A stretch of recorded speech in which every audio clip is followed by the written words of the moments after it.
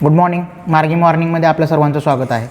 आज आपण आजचे जे रविवारचे जे पेपर आहेत, इंडियन एक्सप्रेस, हिंदू आणि काही रिजनल पेपर आहेत, ते आपल्या परीक्षेच्या दृष्टीने कसे महत्त्वाचे आहेत आणि त्यातल्या ज्या महत्त्वाच्या न्यूज आहेत त्या आपण मार्केट ट्रायंगल जो म्हटलं आहे त्यामध्ये कशा प्रकारे आपण प्लेस करू शकतो. की साधारणतः क्वेश्चन पेपर आहेत, प्रिवियस इयर जेचे क्वेश्चन पेपर, सिलेबस आहे आणि करंटचं मटेरियल जे आहे ते, तर यामध्ये आपल्याला ते कसं प्लेस करता येईल.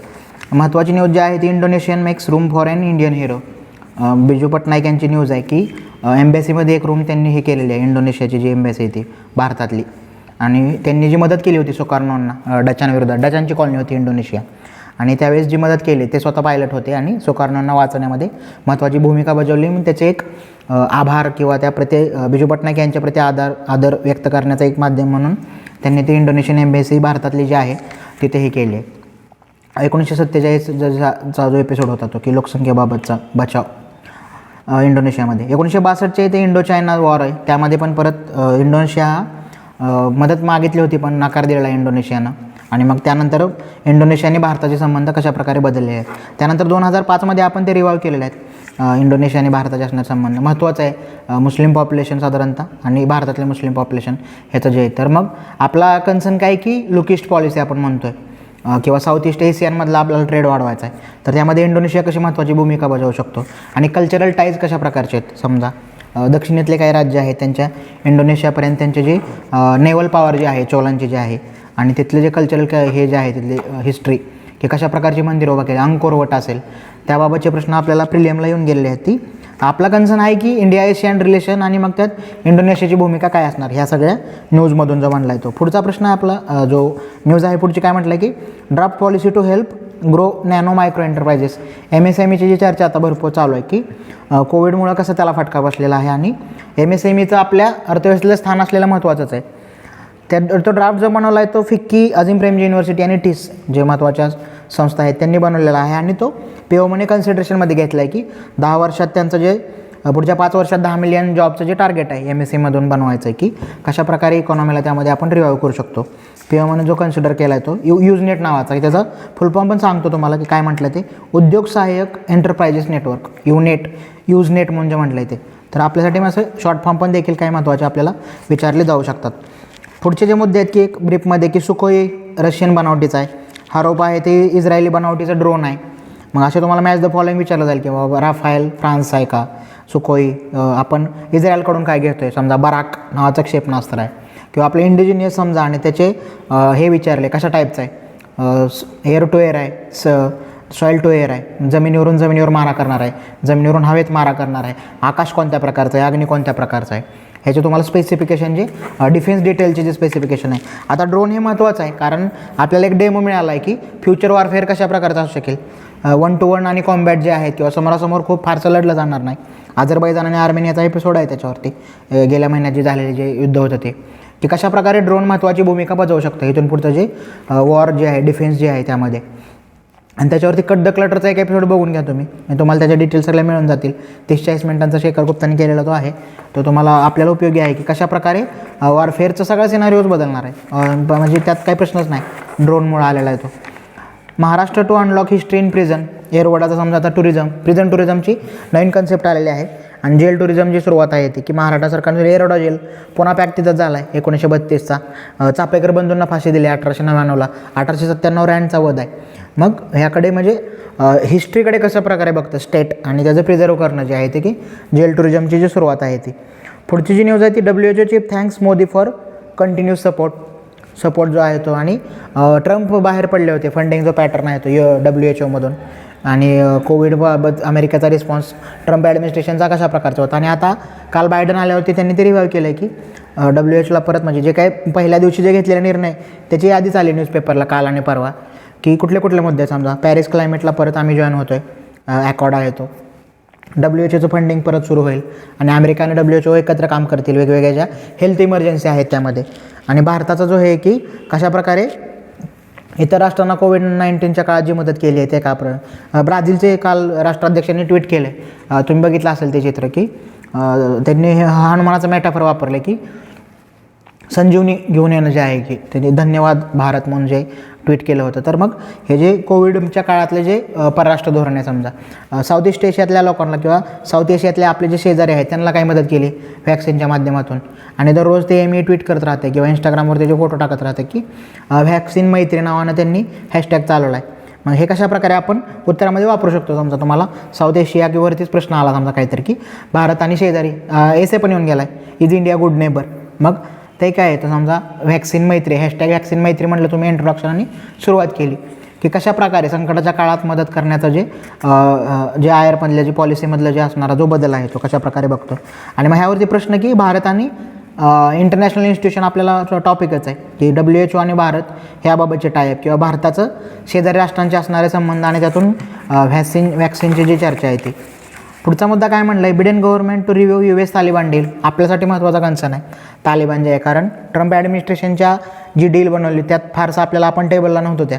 आणि मग बिडेन आल्यावरती कशा प्रकारचे बदल होतील आपल्याला त्यावरती त्या चर्चेत सहभागी होता येणार आहे का.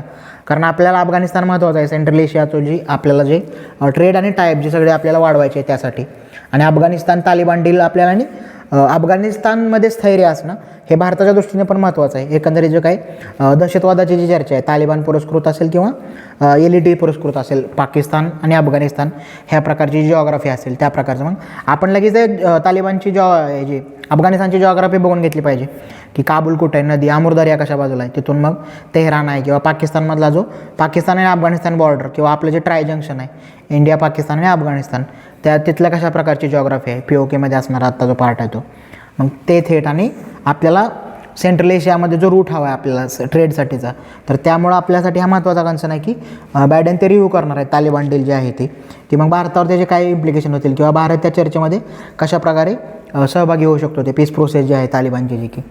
आता पाकिस्तानचं त्याबाबत आकलन काय की गुड तालिबान बॅड तालिबान असं जर प्राईम मिनिस्टर पाकिस्तानचे म्हणत असतील मग त्याचे नेमके प्रॉब्लेम्स काय आहेत, तर ही सगळी चर्चा आपल्याला महत्त्वाची आहे. पुढची न्यूज आहे टेलिकॉमचे क्लॅरिटी जे आहे ती की security Breach post NSD roll out. NSD हा नॅशनल सिक्युरिटी डिरेक्टिव्ह बनवलेला आपल्या पार्लमेंटरी कमिटीनं, कॅबिनेट कमिटी आहे आपले सिक्युरिटी संदर्भातली जी कॅबिनेट कमिटी आहे तिनं तो ड्राफ्ट बनवलेला की टेलिकॉम आणि त्यामुळे होणारे सिक्युरिटी ब्रीच कशा प्रकारचे आहेत की त्यातल्या व्हलनरेबिलिटीज कुठल्या आहेत की कुठं ते स्खलनशील आहे आणि कुठं तो सिक्युरिटी ब्रीच होऊ शकतो टेलिकॉमच्या वापरातून.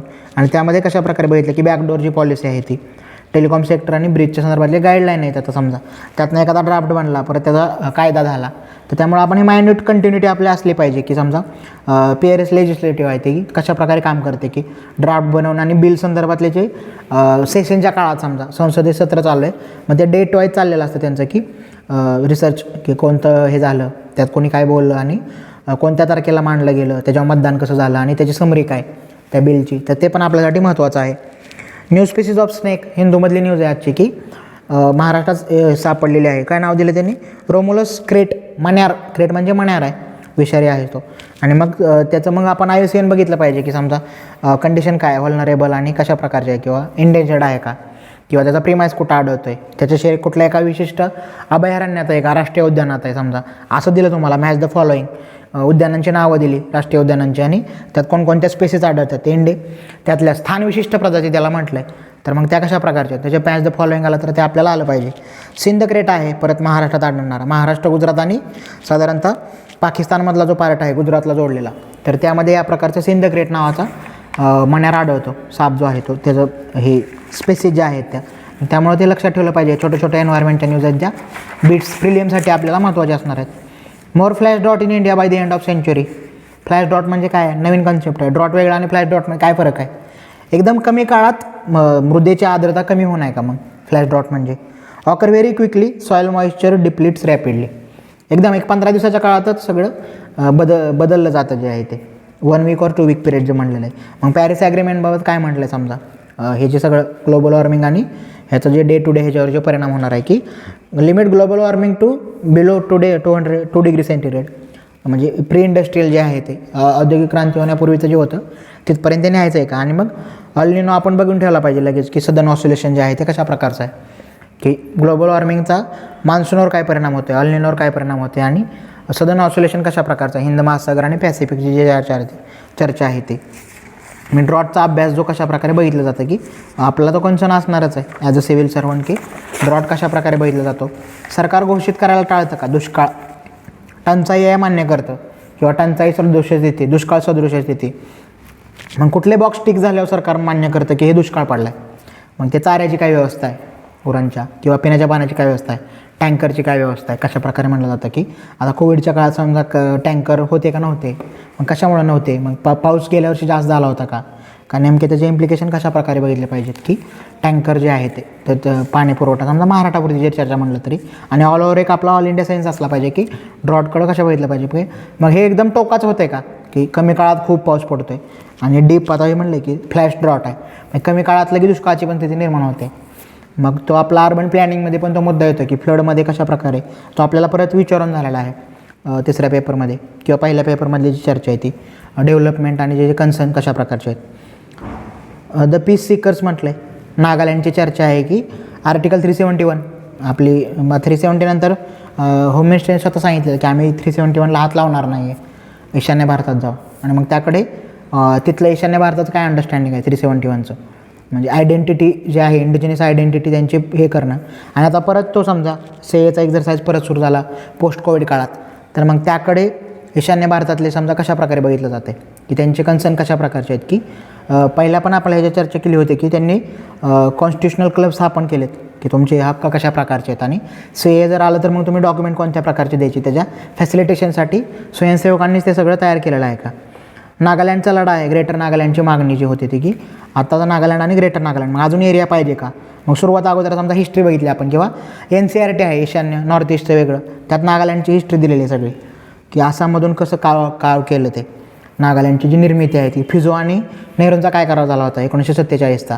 आसाम अकॉर्डच्या काळात त्यांचे काही होते का कन्सर्न नागालँडचे, किंवा नागांचे तिथले काही अजून मग वेगवेगळ्या कम्युनिटीज आहेत किंवा त्यांचे फेस्टिवल आहेत ते तुम्हाला प्रीमध्ये तुम्हाला विचारले जाऊ शकतात की हॉर्नबिल फेस्टिवल आहे का, किंवा मग ते हार्वेस्टशी जोडलेलं आहे का, किंवा त्यांचा काही तिथला इंडिजिनियस डान्स आहे का कोणत्या प्रकारचा स्वतःचा, म्हणजे छाऊ असतो, बिहू असतो, आसाममध्ये बिहू असतो, तसा नागालँडचा काय आहे का. किंवा आमूर फाल्कन येतो समजा सायबेरियातून उन्हाळ्याच्या काळात आता सुरू होईल जानेवारी फेब्रुवारीमध्ये की काही बिग वनला पण येतात तिथं मायग्रेटरी बर्ड जे आहेत ते, आणि मग आमूर फाल्कन नागालँडमध्ये येतो आणि मग त्याचा शिकार करण्यातनं कशा प्रकारे होतं. आणि मग नंतर ते रिवाईव्ह करण्यासाठी त्यांनी फाल्कन फेस्टिवलच बनवला की त्याला हे केलं पाहिजे, जाळी न लावता पण शिकार न करता. मग आमूर फाल्कनबाबत काय चर्चा, मग त्याचं काय स्टेटस आहे, व्हल्नरेबल आहे IUCNमध्ये. आमूर फाल्कन कोणतं, ते ठिकाण कोणतं आहे, सरोवर आहे का, नॅशनल हे आहे का, पार्क आहे का, राष्ट्रीय उद्यान आहे का. तर हे सगळे डिटेलमध्ये चर्चा आपल्याला माहीत पाहिजे. समजा NH39 आहे पूर्वीचा, आत्ताचा NH2 आहे, मग तो नागालँडमधून जातो आहे का, किंवा कुठले शहर आहेत, मग ते महत्त्वाचं आहे. आणि मग त्यांचे पार्टी फ्रॅक्शन आता कशा प्रकारचं आहे, त्यांची जी मूळ पार्टी होती नागालँडसाठी जे लढा दिला होता त्याचे 2 गट जे झाले आहेत ते, आणि मग लोकिस्ट ॲक्टिव्हसाठी मग कसं महत्त्वाचं आहे आपल्याला नॉर्थ ईस्ट सगळं टोटल. तर ह्या सगळ्यांची चर्चा आपल्याला आज त्या आर्टिकल, आणि मग तिथून पुढं आपले ॲडिशन. आर्टिकलमध्ये एवढं सगळं असेल असं नाही, पण ते एक आपल्याला सूचक आहे की, आणि त्याच्यानंतर आपण आपली नोट बनवली पाहिजे नागालँडची की ही 2 पानाची आपली नोट आहे हिस्ट्रीबाबत हे मुद्दे आहेत, म्हणजे सिलेबसच घेऊन बसलं. आणि नागालँड बाबा नागालँडची जॉग्राफी बघून ठेवली, कुठली नदी वाहते, नागालँडचं एन्व्हायरमेंट, नॅशनल पार्क कुठले आहेत, त्यानंतर नागालँडची पॉप्युलेशनबाबत काय आहे का, 2011मध्ये काय विशेष म्हणलं आहे का, जेंडर काय आहे समजा, सेक्स रेशो कशा प्रकारचा आहे, चाइल्ड सेक्स रेशो कशा प्रकारचा आहे, मग डाएटचे काही वेगवेगळे मुद्दे आहेत आता परत चर्चेत, आणि त्यांचे इंडिजिनियस कल्चर काय आहे, ट्राईब कोणते आहेत, भाषा कोणत्या आहेत त्यांच्या इंडिजिनियस असलेल्या, आणि मग त्यांचे फेस्टिवल कोणते आहेत समजा. म्हणजे प्रिलियमचं जर तुम्हाला क्वेश्चन पार्ट असतील तर मग ह्यातलं तुम्हाला नेमकं काय लक्षात ठेवायचं आहे ह्याचा एक सेन्स येत जाईल की प्रिलियमवर नागालँडवर काय प्रश्न आला आहे का समजा आर्ट अँड कल्चर किंवा त्यांच्या फेस्टिवलबाबत किंवा जॉग्राफीबाबत, की बराक वाहते का बाबा नागालँडमधून का नाही वाहत, ब्रह्मपुत्रेची एखादी उपनदी आहे का, मग लोहित कोणत्या मार्गाने जाते. तर हे सगळं अंडरस्टँड म्हणजे जॉग्राफी पक्क पाहिजे आपलं, म्हणजे मग आपल्याला ते डिटेल लक्षात येईल. ब्राउझर बुकची चर्चा आहे आज. बुद्ध इन गांधर्व म्हटलेलं आहे, गांधार रिजनमधले जे आहे ते, की गांधार रिजन म्हणजे आत्ताचा अफगाणिस्तान जो आहे तो त्याच्या आणि पाकिस्तानच्या ही जो सीमारेषा आहे त्यावरचा प्रदेश आहे. मग गांधार स्कल्पचर आहे, मग कशा प्रकारे आहे की त्याच्यावर काय रोमन प्रभाव आहेत का, गॉथिक ज्याला म्हटले किंवा ग्रीक प्रभाव काय आहेत का, आणि इथली जी आपली स्टाईल आहे ती मथुरा स्टाईल आहे, किंवा मग खाली आला तुम्ही तर अमरावती स्टाईल आहे. मग बुद्धाचं डिपिक्शन कशा प्रकारे केलं आहे, अभय मुद्रेचा प्रश्न विचारून झाला आहे. गांधारच्या ह्याच्यावर मेन्सला प्रश्न येऊन गेला आहे की गांधार कलेबाबतचा जो प्रश्न येतो आर्ट अँड कल्चरमधला, की आपण कोणाला ओ करते गांधार कंका, की कोणाकडून काय काय घेतले तिनं. मग ते बुद्धाचे जे केसाचं वर्णन आहे समजा, मग हेलेनिक आहे का, चेहऱ्याचं जे म्हटलं आहे की कानाची पाळी लंबुळकी आहे का, कशा प्रकारे मग मथुरेत कशा प्रकारचं आहे मग मागं जी प्रभा म्हटलं जातं ते सर्कल असतं तेजाचं गोल जे आहे ते मग ते कुठल्या ह्याचं ते काय डिपिक्ट करतं.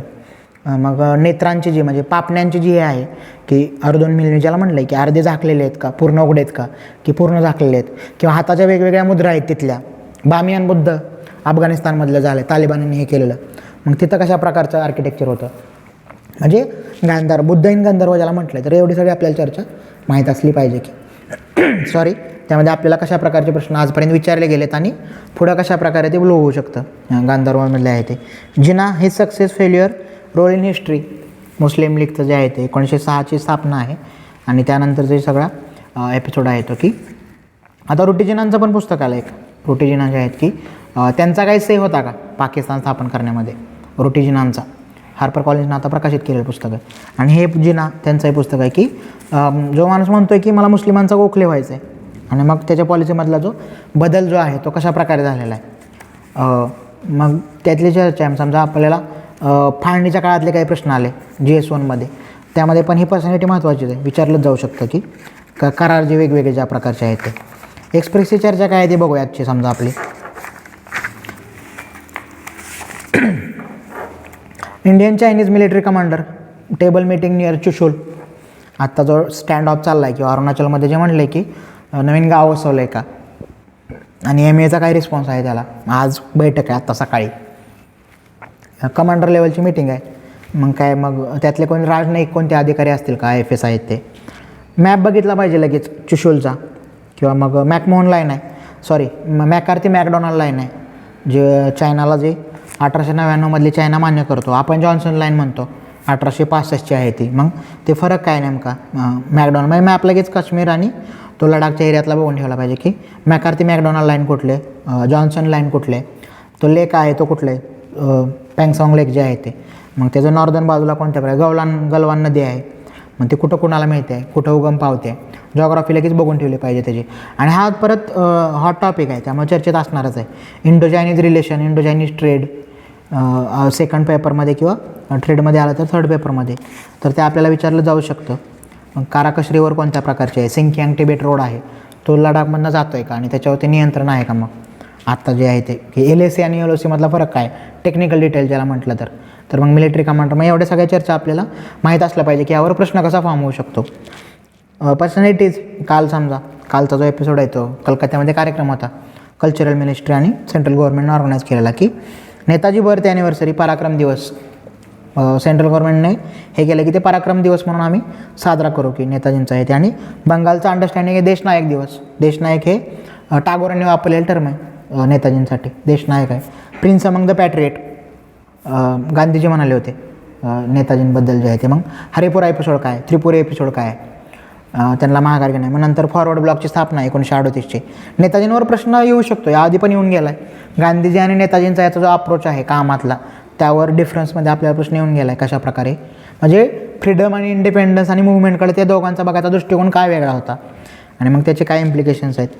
आझाद हिंद सेनेची चर्चा आपल्याला विचारली जाऊ शकतो की सैगल भुत्तो शाहनवाज लाल किल्ले से आई आवाज सैगल भुत्तो शाहनवाज ट्रायल जे आहेत त्या मग ते लोक कोण होते. समजा प्रिलियमला प्रश्न विचारला की ह्याचे लाल किल्ल्याची ट्रायल होते आझाद हिंद सेनेचे त्यामध्ये पुढीलपैकी कोणते वकील होते किंवा नव्हते.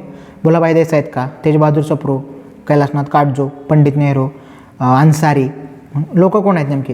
तर ती नावं आपल्याला टेक्निकल डिटेल स्पेक्ट्रममधली चर्चा ती माहीत पाहिजे की आझाद हिंद सेना लक्ष्मी सहगल आहेत, राणी झाशी रेजिमेंट आहे आणि मग त्यांची जी वेगवेगळी नावं दिलेली होती रेजिमेंटला ती कशा प्रकारची.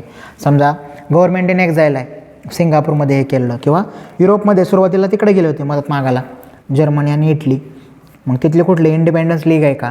मग तो फ्लॅग कोणता आहे समजा आझाद हिंद सेनेचा आहे त्याच्यावर टायगर आहे बेंगाल टायगर आझाद हिंद सेनेच्या फ्लॅगवरती. आणि मग इम्फाळ कोहिमा समजा तुम्हाला असं ते दिलं मॅप आणि ते north to south south to north अशा प्रकारे म्हटलं. अंदमान निकोबार जिंकलेलं होतं मग त्यातलं स्वराज कुठलं आहे आझाद कुठलं आहे. आता रिसेंटली बदललं आहे परत ह्या वर्षी काही नावं बदललेली आहेत आझाद त्या अंदमान निकोबार बेटांवरची.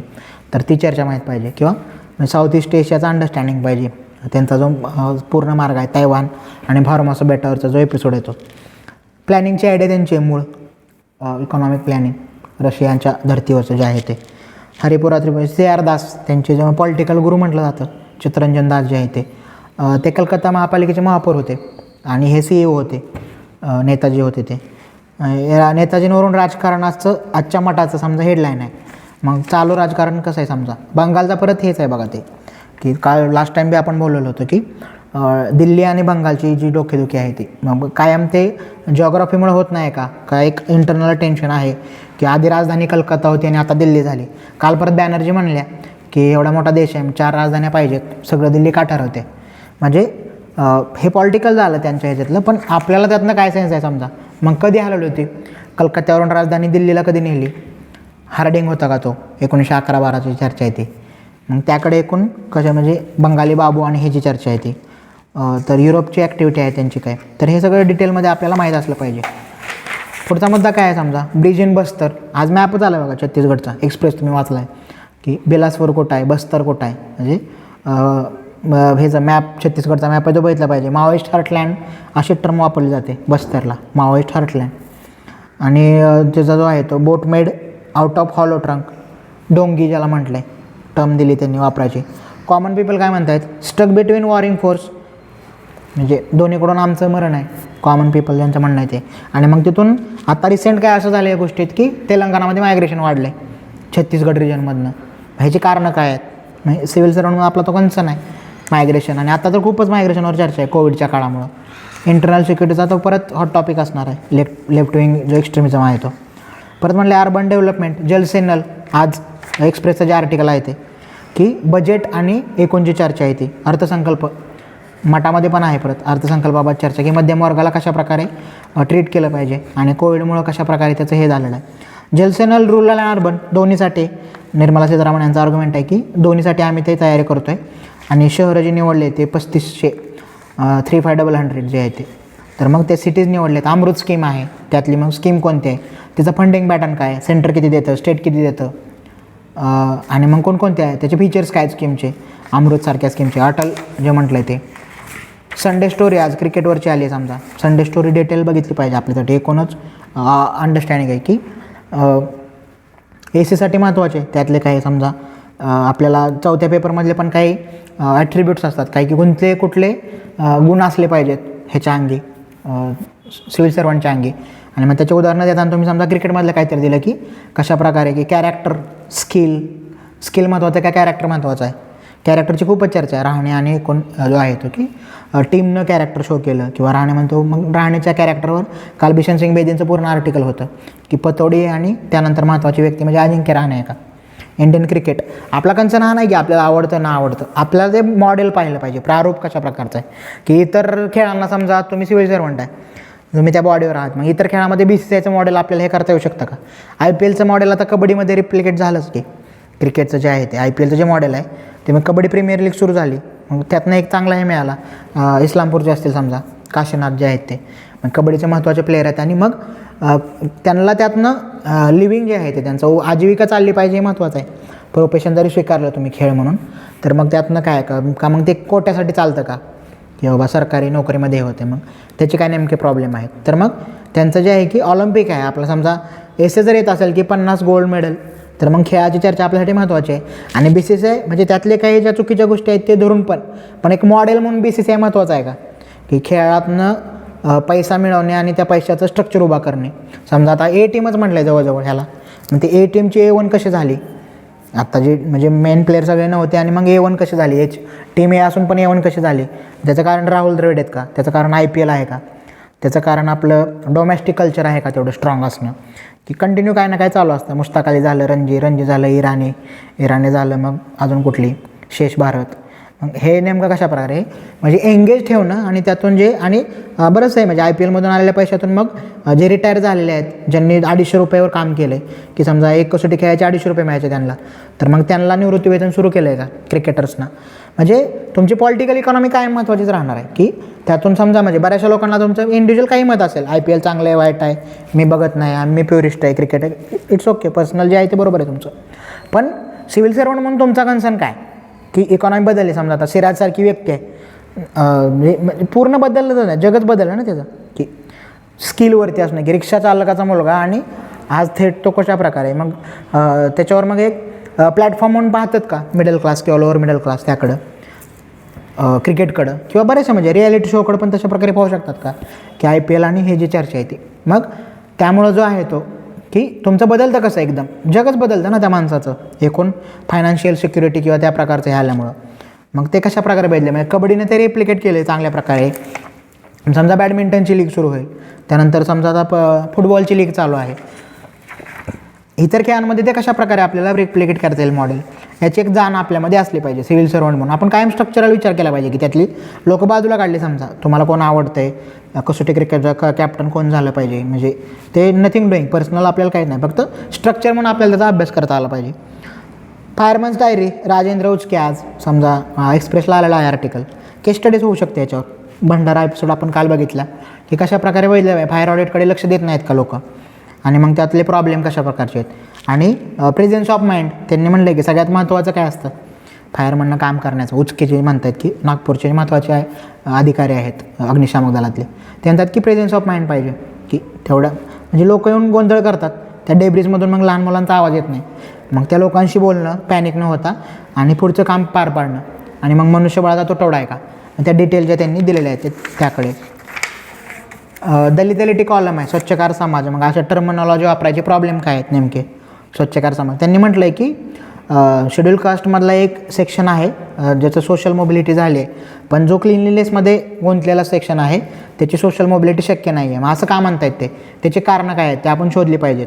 वाल्मिकी समाजाबाबत त्यांनी चर्चा केलेली आहे की अनटचेबल फ्रीडम विजयप्रसाद यांचं पुस्तक आहे, किंवा casting the clean sweepers Nicholas जोशला आहे पुस्तकाची चर्चा. मग खूपच आहे, म्हणजे आता ते एंगडे स्वतः क्युरेट करतात तो कॉलम दलित सूरज एंगडे, त्यांचं लोकसत्ताला पण लिहितात, साधनाला पण लिहितात, एक्सप्रेसमध्ये पण लिहितात. मग का महत्त्वाचं आहे त्यांचं लिखाण. कास्ट मॅटर नावाचं पुस्तक आलं आहे, ते मराठीत पण आता येते. मग एकूण म्हणजे ह्या सगळ्या प्रश्नाकडे कसं वेळ बेजवाडा विल्सन आहेत, मग त्यांची पण आपण सगळी आर्ग्युमेंट पाहिली पाहिजेत. अक्रॉस द आयल व्हॉट्सॲपच्या नवीन त्या चर्चा आहे अर्णव एपिसोड जो आहे तो. आपल्याला अर्णव आहे ना, आपल्याला काय की ऑफिशियल सिक्रेट ॲक्ट काय म्हणतो, अशा प्रकारचं सिक्युरिटी ब्रीच जो आहे तो त्याकडे कशा प्रकारे बघतं. आर्ट अँड कल्चरचे 2 महत्त्वाचे आर्टिकल आलेत आज एक्सप्रेसला. आयमध्ये विश अपॉन रिपब्लिक आणि चंदीगड दोन्हीचं आहे की मुघलची खूपच चर्चा आहे, मुघल आर्किटेक्चरची. हुमायून टाईम आणि चांदनी चौक, जहांगीर, शाहजहान, आणि परत लिकार बुजीर चंदीगडमधलं जे आहे तो त्यांचं स्वस्तिक कशा प्रकारे वापरलं आहे, व्हील कशा प्रकारे वापरलं आहे, हे सगळं येऊ शकतं. मटालाची जी चर्चा आहे ती शाळाबाह्य विद्यार्थ्यांची चर्चा आहे, केस स्टडी होऊ शकते. कोविड काळात बालविवाह वाढलेत असे काय न्यूज आहेत. मग शाळेतनं बाहेरकडून मग लग्न लावलं आहे का मुलींचं समजा, तर ते शाळाबाह्य विद्यार्थी आहेत. मग लगेच आपण शाळेतले नवीन प्रयोग बघितले पाहिजेत की कशा प्रकारे ऑनलाईन एज्युकेशनचे मूळ प्रॉब्लेम काय आहेत की 8% लोकांकडं ॲक्सेस आहे का इंटरनेटचा, आणि मग कसं होणार. मग लोक ते घर जिथं समजा ह्याला राहत आहेत आणि मग डोंगर भागात राहतात, मग ते वरती जावं लागतं का त्यांना रेंज मिळवण्यासाठी मोबाईलची. राहण्याचे काय इश्यू आहेत समजा त्या ऑनलाईन एज्युकेशनच्या ह्याच्यातले. डिस्प्ले आहेत समजा, गेल्या महिन्यात त्यांना पुरस्कार मिळाला आहे ग्लोबल टीचर प्राईज. मग QR कोड काय असतं स्कॅनमधलं जे आहे ते. काल परवा समजा आता त्यांचं लबासनामध्ये त्यांचं लेक्चर होतं डिस्प्लेचं, मग त्यातले मुद्दे नेमके कशा प्रकारचे आहेत. प्रजासत्ताकावर आज आर्टिकल आलेलं आहे, हेल्थबाबतचं महत्त्वाचं आर्टिकल आहे आजचं लोकसत्ताचं, ते बघितलं. आत्मनिष्पादन म्हणजे काय वापरली टर्म. हेल्थमध्ये जेव्हा एसे आपल्याला विचारून झाला हेल्थवर विचारलं आपल्याकडून जनरली फिजिकल हेल्थच कायम सगळं येत जातं की इन्फ्रास्ट्रक्चर कसं आहे आणि हे सगळे प्रॉब्लेम. पण आता मेंटल हेल्थ हा परत चर्चेचा मुद्दा आहे सगळीकडेच, अकॅडमिक आणि एकूणच त्याबाबतचं जे जनजागृती आहे. मेंटल हेल्थ कशा प्रकारे महत्त्वाची आहे आणि टेक्नॉलॉजीचा काय त्यावर प्रभाव आहे. की जर नेटफ्लिक्सचे CEO म्हणत असतील की झोपेशी आमची लढाई, आमचा लढा झोपेशीच आहे, वेळ आहे तो, मग त्यातनं काय नेमके प्रॉब्लेम होत आहेत. सोशल मीडियातून मेंटल हेल्थचे काही इश्यू येत आहेत का.